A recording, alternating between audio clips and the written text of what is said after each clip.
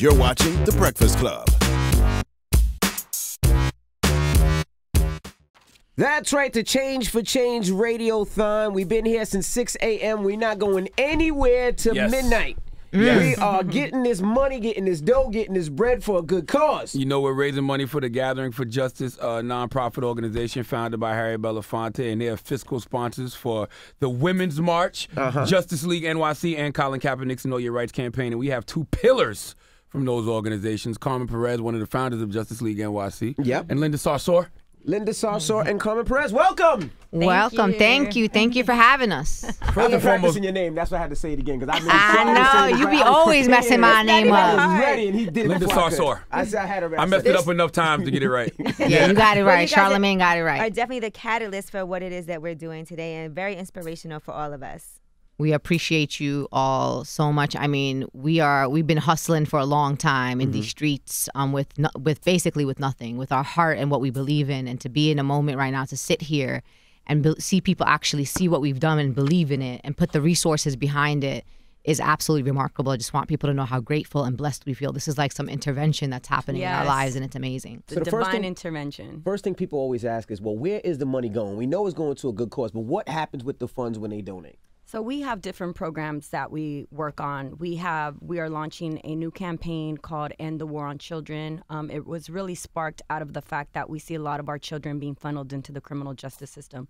We work inside detention centers, providing cultural programs, using art as a tool for transformation. So we do direct service. We train the trainers. We train new activists. What you have seen in regards to a lot of young people out, we are able to provide organizing training, nonviolence training, direct action trainings for them.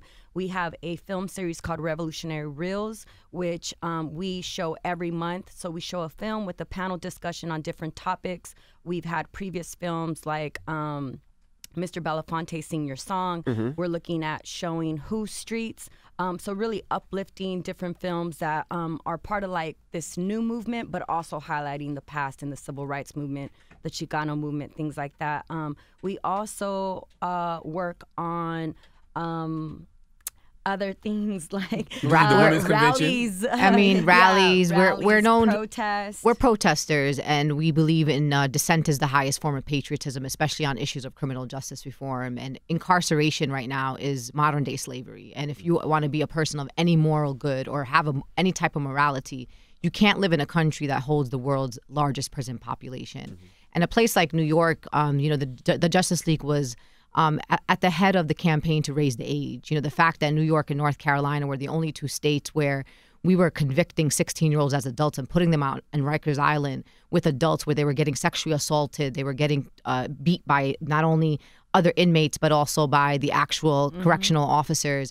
And the story of Khalif Browder and working with the family to kind of elevate that story and raise the age happened. It didn't happen exactly the way we wanted it to. Not the way we wanted to. Not perfect, but you know, it happened. 16-year-olds are not going to be tried as adults anymore. Yeah. Right. And the Justice League was there in Albany, literally at like midnight. It was raining. I remember that night. It was monsoon. All of us went up there. And we sat there, we waited for that vote to happen because we wanted people to know that we were in this. But we're also not just protesters, we're policy advocates. We understand that change has to also come from the inside. So while we're out in the streets with our boots and our jeans and with our little Patagonia jackets, we also know how to put on a business suit and walk into the halls of Albany, of the city council, of Congress, and push forth legislation that uplift the communities that we come from. So we are a very unique group in the sense that we know how to do rapid response, we know how to organize protests, but we also know how to keep it clean and walk in with the talking points, with help draft legislation. And that's what makes us a group that is interesting to support, because we also have people that work with us who are formerly incarcerated. We believe in the potential of everyone. You don't have to be, have 20 master's degrees to organize with us. You could be someone that doesn't even have a high school diploma, but you believe in something. You are welcome to be part of our group. Very passionate about it. We also organize 3-day conferences called Growing Up Lockdown. We bring together formerly incarcerated people, people impacted by violence, direct service providers, policymakers, detention folks, right? Like stakeholders and we talk about solutions. We start off with the problem. So we had Justice League organized Growing Up Lockdown here in New York in 2014. We had Growing Up Lockdown in Ventura County. Not to cut you off, for those just joining us, we're talking to Carmen Perez and Lyndon Sarsour. So people know. Linda Sarsour. Sarsour. Damn it, I thought I had it. Sarsour. Okay, for people that just tuning in, go ahead. So our work isn't just in New York City, it's also across the country. We went to Flint to bring awareness to the crisis that was happening there. We were able to make donations to the community. We also have gone back to California. We organized Growing Up Lockdown, which is our 3-day juvenile justice conference. We're now building Justice League California. And there's a role for everyone. There's a place for everyone. There's influencers that we work with. We work with folks like Jackie Cruz, Jussie Smollett, Jesse Williams. Nas has come out to some of our rallies. One of our other biggest supporters have been Russell Simmons. So we also try to be the folks that are providing information that's happening on the ground to the folks that have a platform so they could raise awareness.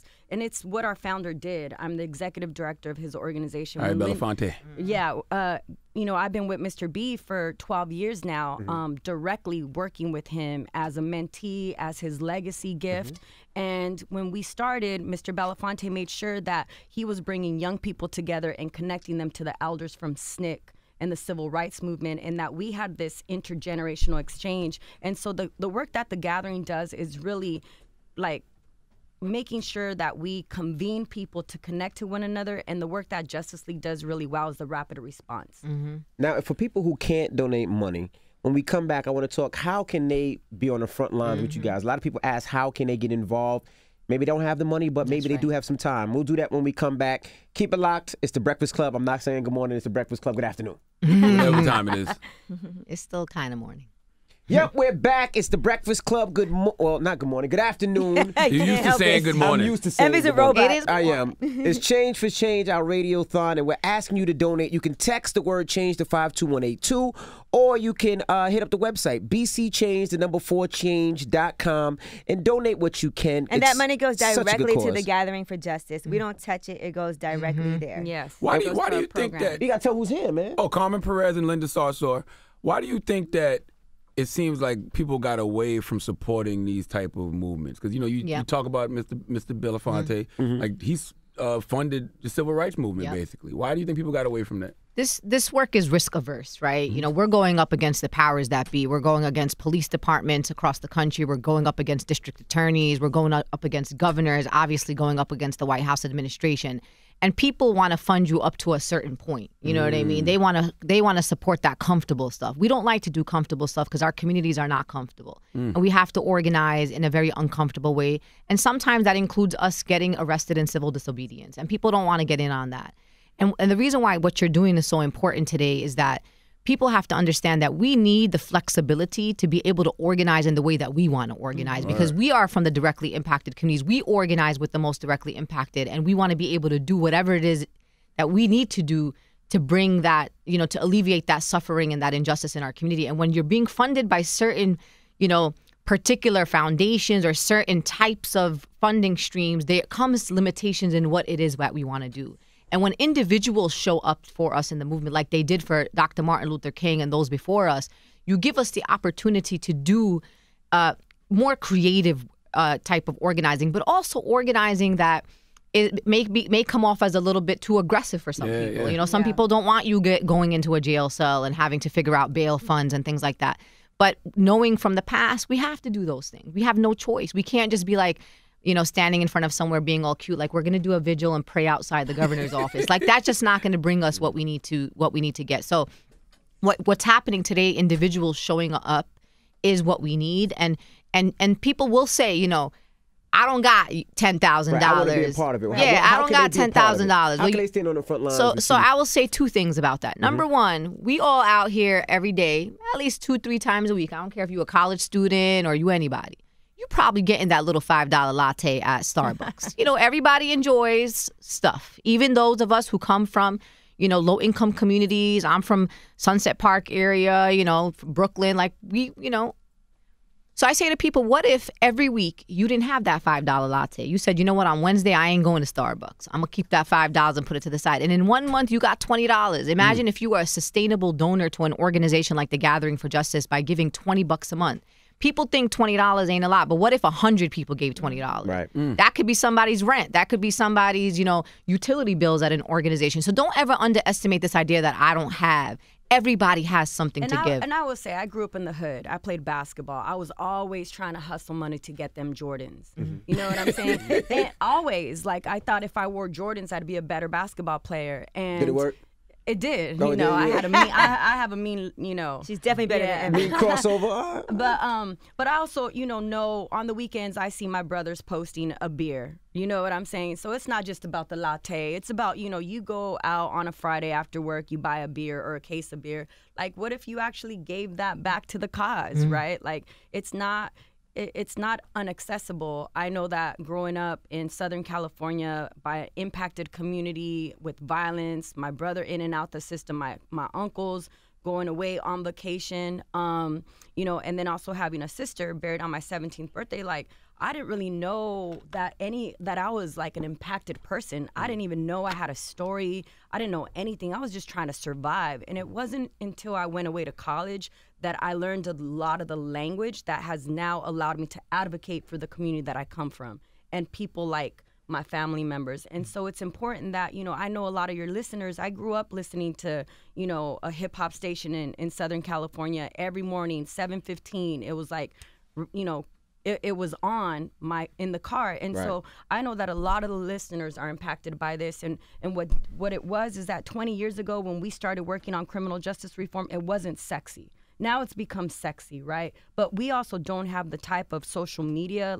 Now we could see things happening in real time. And it's also, like Linda said, it's a risk to give to an organization like ourselves. We're out here trying to save lives. When we go into the prisons of El Salvador and we're talking to shot callers of gangs, people are saying, why do you even work with those folks? Well, you know what? Because they're going to come back to our communities. Somebody's got to believe in them. Right. Somebody's got to give them hope. Somebody's going to teach them the skills, how to be productive citizens in their communities. But also, too, it's a risk for folks, Absolutely. right? Us being on the front lines, putting together rallies. When you talk about where's the money going, we no one in Justice League gets paid. The Gathering for Justice, we have a small staff of 4, but we do everything from taking out the trash to leading marches to making sure that we got a stage and sound, and we're also printing our own T-shirts in the living room or designing them. There's a lot of things that will make a larger impact for us to go out and actually have the capacity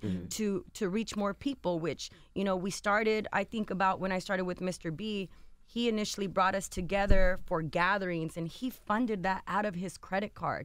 When he was paying for flights for 200 of us young people to come together to look at child incarceration as a moral imperative, we were using his credit cards to book the flights. Wow.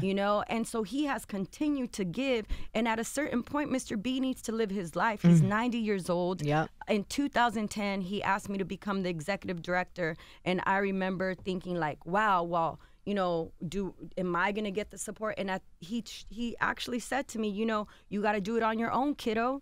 You got to, build this organization from scratch and make it what you want it to be. And so it's been a struggle, right? Because not only are we out there doing the work, but we're also out here making sure that we are able to pay for the stages, pay for the programming and the art supplies. And a lot of our friends like Immortal Technique and my son have come into the detention centers with us. They come and they teach the young people, how to really think critically about hip hop and the civil rights movement and things like that. And so it's really what we've had all these years is human capital, right? And now it's really important that we're able to be okay with paying for something. We've seen it with the Women's March. Women have funded their own liberation. Right. I can't expect somebody who's just getting out of prison, when we're talking about directly impacted, to then give to the Gathering when they can't even, have money for themselves. Right. They're struggling out here because we know that people who have felony convictions have 44,000 collateral consequences. That means that they have 44,000 barriers to actually providing for their families. So for us, it's making sure that we're talking about second chances when it comes to individuals, giving them an opportunity to get engaged in the movement. You don't have to be a superstar activist, and something doesn't necessarily have to impact you personally. Personally, when we're talking about, you being somebody who is a hip hop artist, make music for the movement, right? If you know how to cook, some of us, the movement needs to be fed. So I think everybody could contribute in their own way. And if they want to get involved with the gathering or the work that we do, come to our website, sign up for our email list. We send out actions every single day. Follow us on Twitter. Our email is gatheringforjustice.org. Our Twitter is @NYJusticeLeague. I want them to know all of that too, because even after this is over, I want them to still be funding the Gathering for Justice movement. And I was just thinking how can we get more involved where it's not just a, once a year type of thing where it's almost like, Charlamagne, you have an agent, you have an agent that it comes out our check every month, you know what I mean?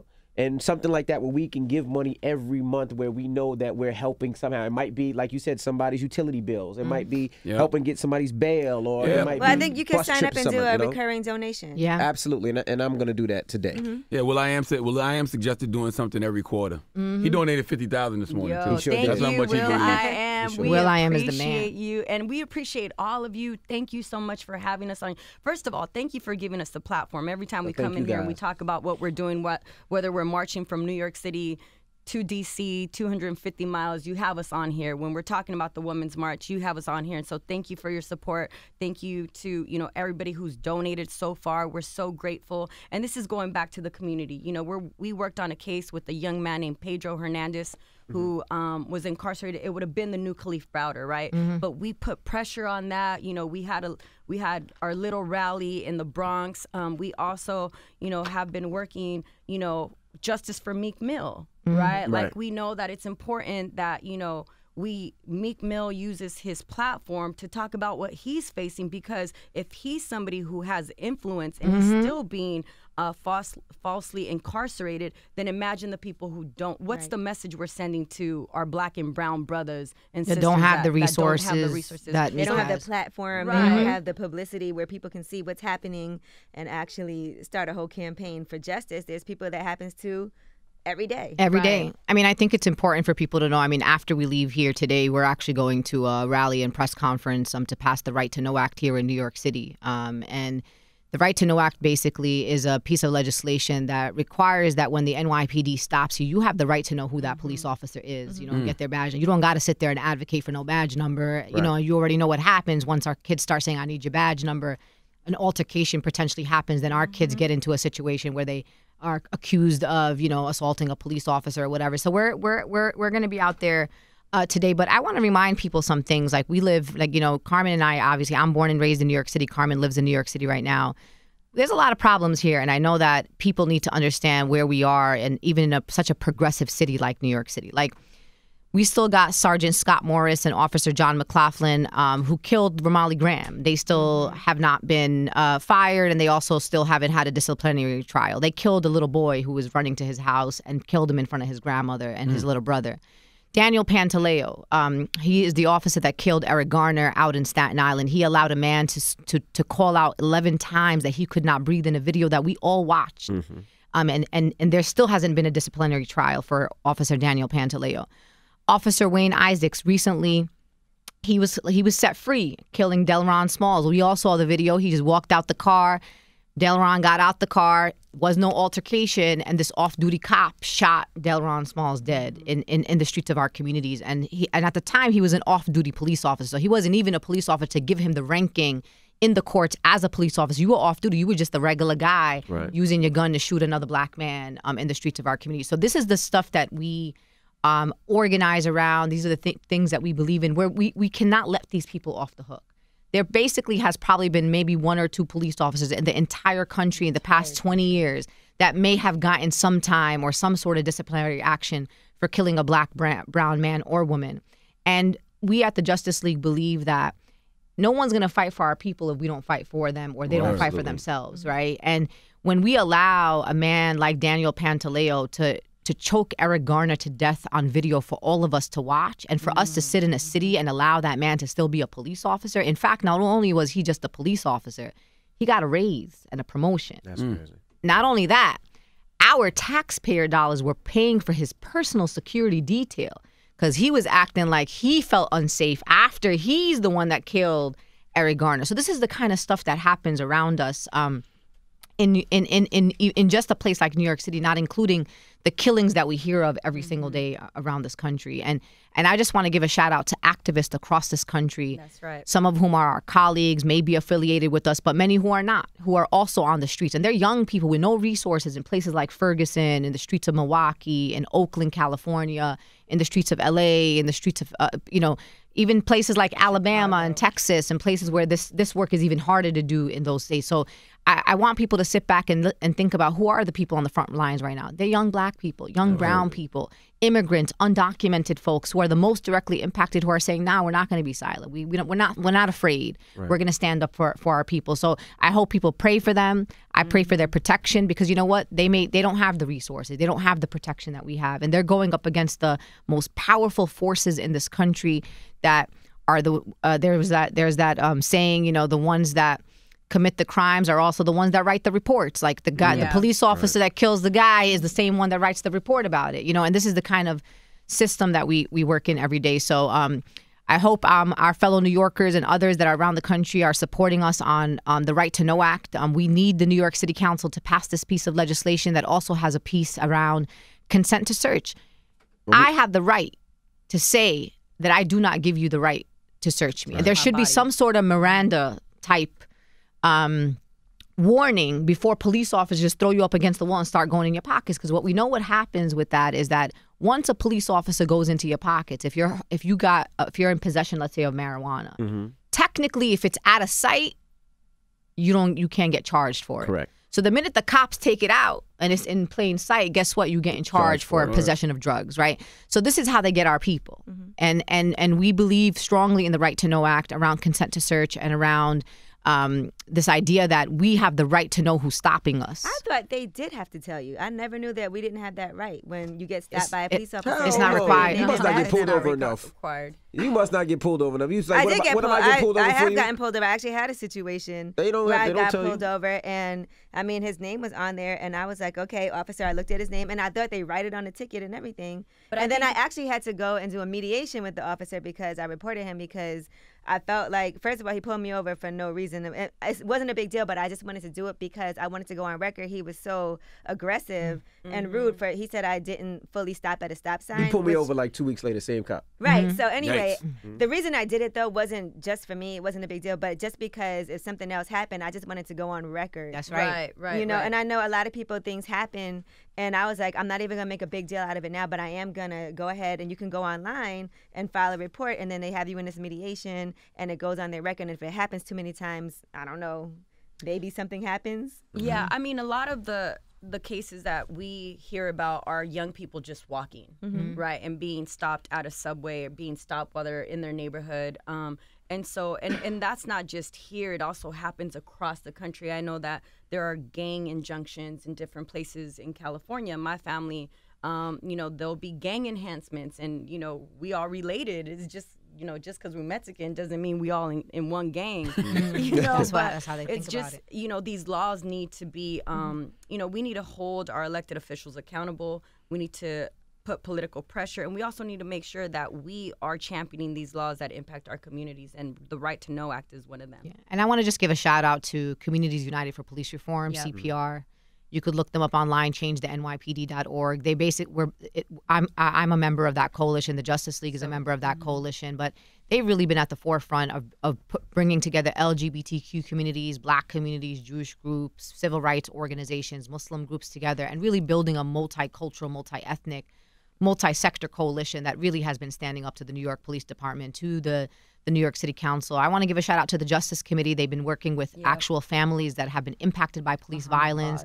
There recently was a case that was in trial like 2 days ago or 3 days ago with Mohammed Ba, who was actually mentally ill. His mom came to visit him, went to He was in his apartment. NYPD strolls up to his apartment. She called the ambulance. Yeah. She I remember that, yeah. Muslim African woman, and called, because he wanted to hurt himself, and she called the ambulance. And this is what happens when you call to save your child. Your child gets murdered.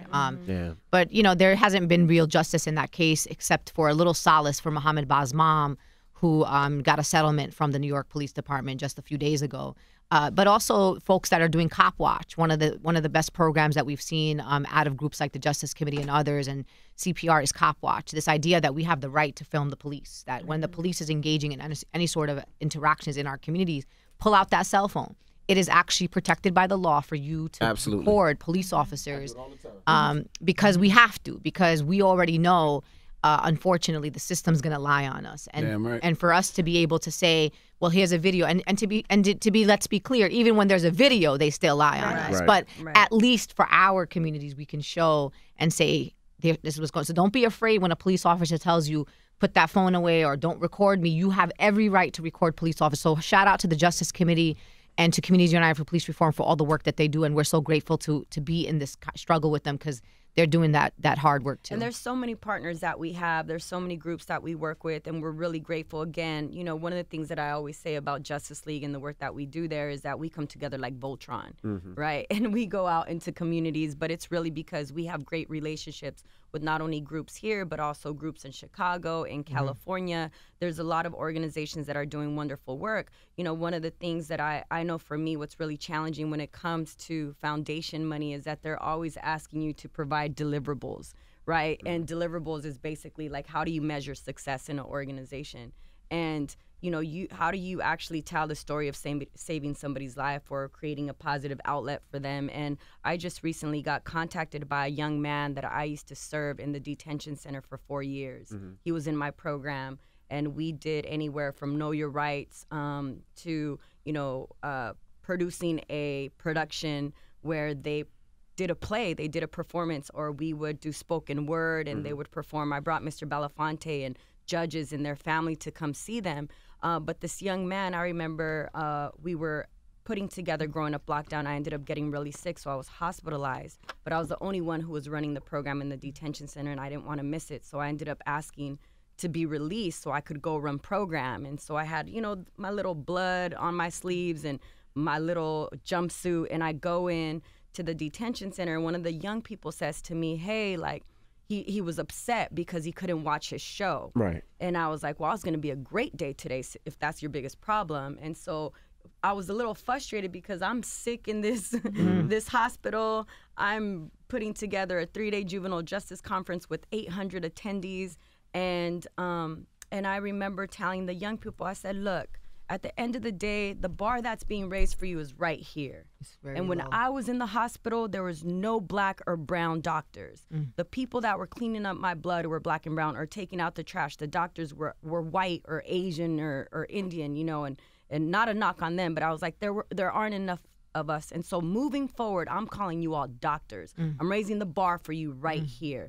I said, because somebody's got to do it. I believe in you all. And I remember this young man, I can't say his name based on confidentiality, but I was like, you are Dr. such and such, right? His mom ends up calling me.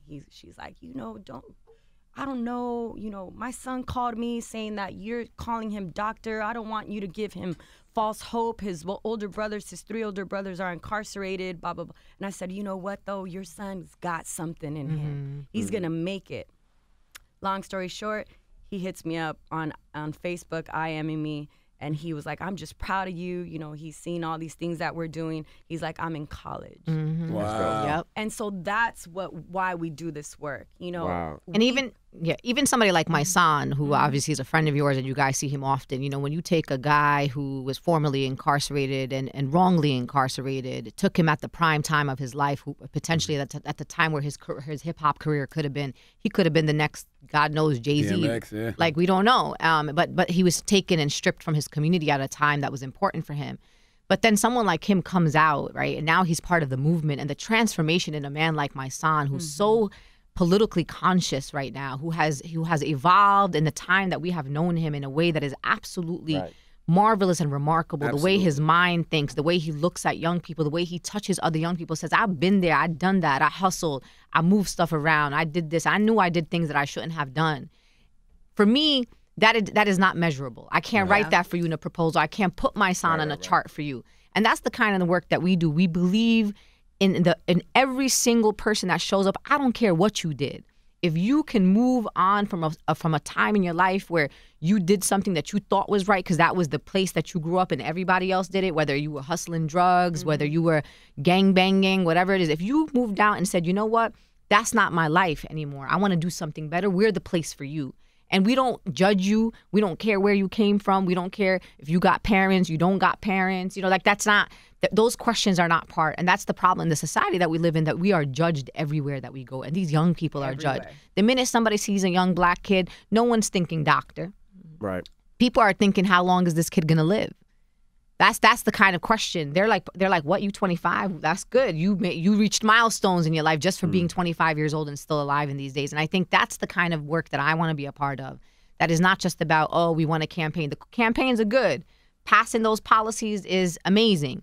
And we do that work every day. But what's more important to me is the Maisan folks are important. The younger Maisans that are important, that come and say, you know what, I didn't know I had power.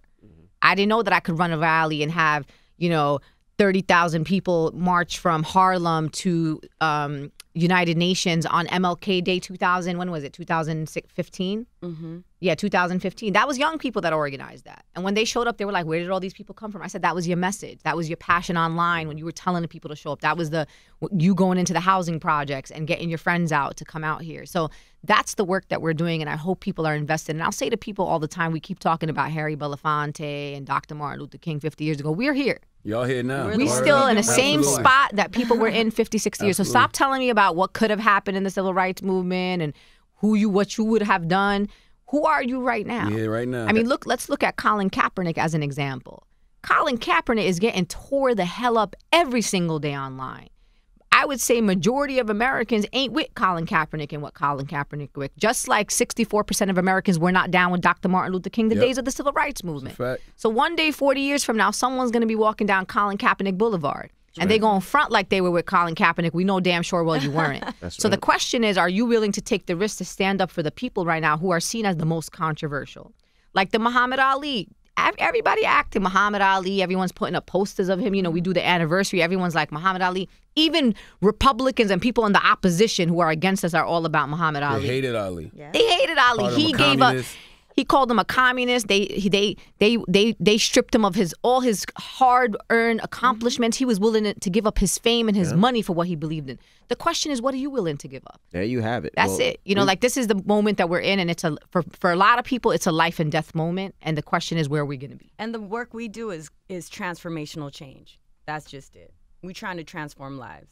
Absolutely. So go donate right now to the Gathering for Justice movement. Text the word change to 52182 or visit the website bcchange4change.com. Yes.